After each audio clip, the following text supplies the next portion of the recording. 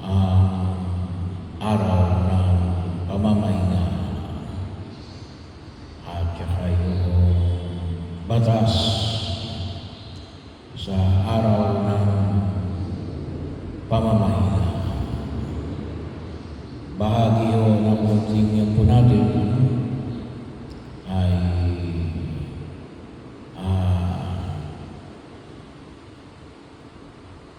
hindi nauunawaan ng tao. Hindi lang sa aspeto ng mga Hudyo. Kung tusin ako, mga Hudyo, very grateful, pero hindi naman lahat. Meron din sa kanilang pasaway. Pero bahagi ko yun na kung saan ay makita na kung ikukumpara natin sa ating mga Katoliko dito sa Pilipinas, at most lang ay sa atin ay at most na ay 30% ng total population nagsisimba every Sunday. At most na ho yun. Ibig sabihin, 3 sa 10. Ibig sabihin, yung 7 hindi nagsisimba pag-araw na linggo. Sa 10 na yun. 3 lamang. At most pa yun. Ibig sabihin, kung ang parokya yun ay talagang religious, talagang aabot ng 30% ang nagsisimba. Kalimitan niya 20% ang nagsisimba. Bahagi yun sa survey na itinakda ng pagkilos. Kung tusin nyo sa atin, ay kung mabubuno yung ating simbahan, pagpalagay na natin po, wala ang 1,000 yung laman nito At most, siyan ay bahagi yun. At most, 500. Ay tatlo lang naman ang misa natin. Yung 1,500. Ilan tayong Katoliko nasa kupa ng parokya. So, bahagi yun. Kahit na isama pa natin ang sulit, mas maliit yung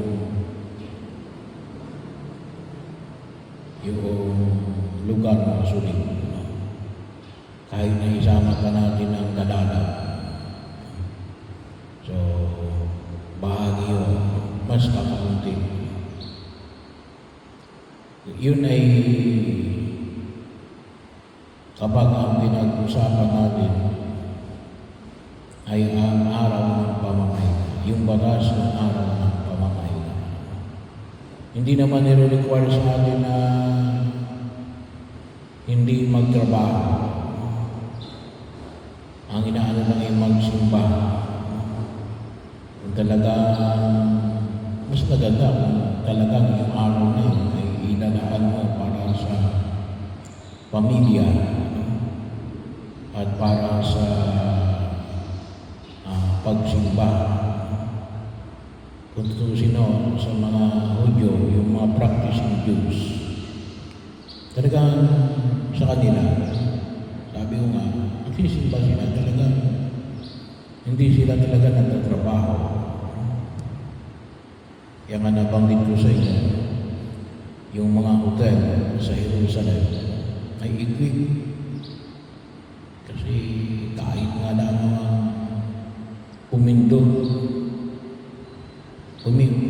bawal sa kanila, pipindot ka lang ng electric fan, bawal yun. Sa elevator, magbubukas ka ng ilaw, bawal yun. Trabaho na yun para sa kanila.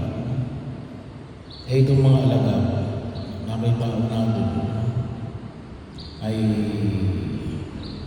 nangingitin. Kung tusin. Bahagi yun na kanilang pagkilala sa araw ng pamamahinga. Pero sabi nga ng sinasabi ni Jesus dito ay exception, hindi nila nakikita yung araw ng pamamahinga. Sa atin naman, ay hindi din naman natin nakikita yung araw ng pamamahinga para sa kabutihan ng tao. Akala natin yung araw ng pamamahinga pagsunod lamang sa Diyos. Minsan, sabi nga natin, ang araw ng pamamahinga ay parang pasama. Ginagawa natin mabigat na pinapasa ng tao. Yung pagsisimba pag-araw ng linggo, hindi yun. Huwag natin gawin pabigat yung pagsisimba pag-araw ng linggo. Bahagi yun na makita ng tao natin hindi ito pabigat ngunit ito ay para sa ikaliligtas ng tao. Hindi lamang sa ito yung obligasyon ng tao, ngunit makita natin yung patuloy na ugnayan ng tao at ng Diyos. Pagkilala natin na ibinibigay natin yung para sa Diyos. Sa loob ng isang linggo na maibigay natin ito sapagkat yun ang makabubuti para sa atin sapagkat ito ay mag-uugnay ng ating at magpapalago ng ating relasyon sa Diyos. Yung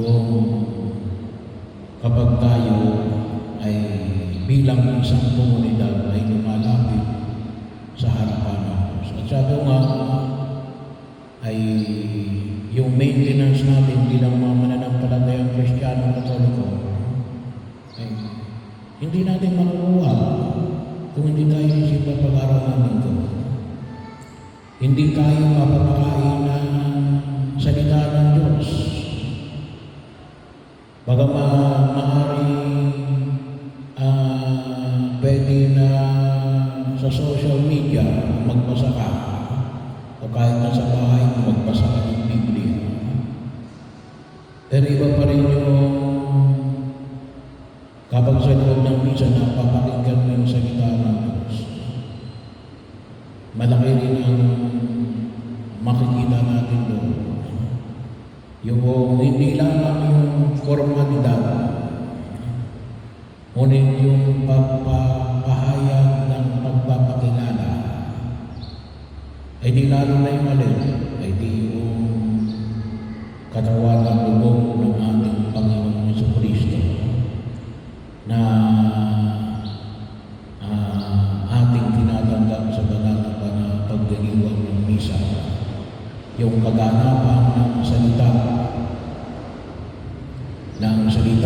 ay naging tao at naging pamayanan sa atin. Ang presensya ng Diyos sa gitna natin ay napakahalaga sa higit na pagkilos natin. Kaya, yun ang makita ng bawat pananampalatayang Kristiyano Katoliko. Yung araw ng pamahinga ay para sa ikabubuti ng tao. At yun ay higit sa lahat, sabi nga natin, dahil sa biyaya na ipinagkaloob ng Diyos. Lalo-lalo na para sa ating pagkilos. Hindi sapagkat napipilitan. May mga ibang mananampalataya na kung tawagin natin ay medyo meron mismo silang pulis na kinakailangan kapag pagsamba nila pupunta ka ron. Hindi. Kinakailangan itong kahalaga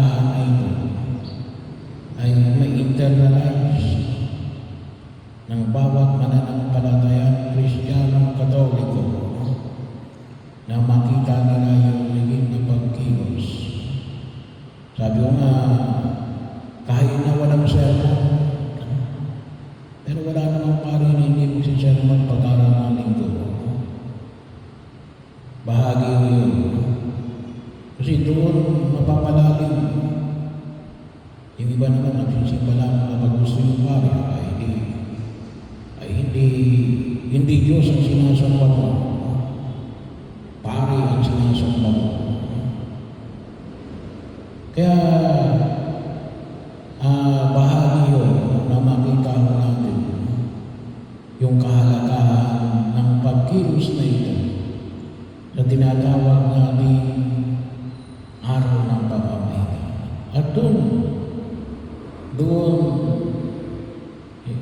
kasi wala namang pag-uhubog, saan ka uhubogin? Wala makikita natin na wala naman tayong ongoing na seminar para sa lahat ng mga nanampalatayang Kristiyano Katoliko. Ang mga seminar natin ay kapag tatanggap ka lamang ng mga sakramento. Bahagi yun ang kung saan ay makita po natin. Ang ating talagang ongoing seminar na magpapalago sa atin bilang nanampalatayang Kristiyano Katoliko ay alin? Yung pag-isimba, pag-aaral ng linggo. Bahagi yun na makita mo natin. O tayo mapagod kayo naglalagay kayo ng panahon para sa araw-araw ng pagdiriwang ng misa.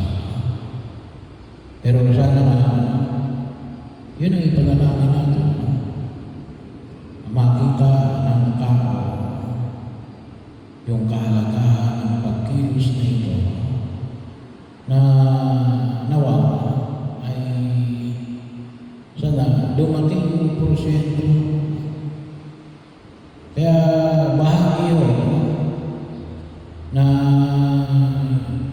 hindi natin patuloy na magagabayan yung tao simply because ay kapag sila mismo, sabi nga, ba't ka nagkakasabay? Ay, hindi ka kumakain ng tama eh.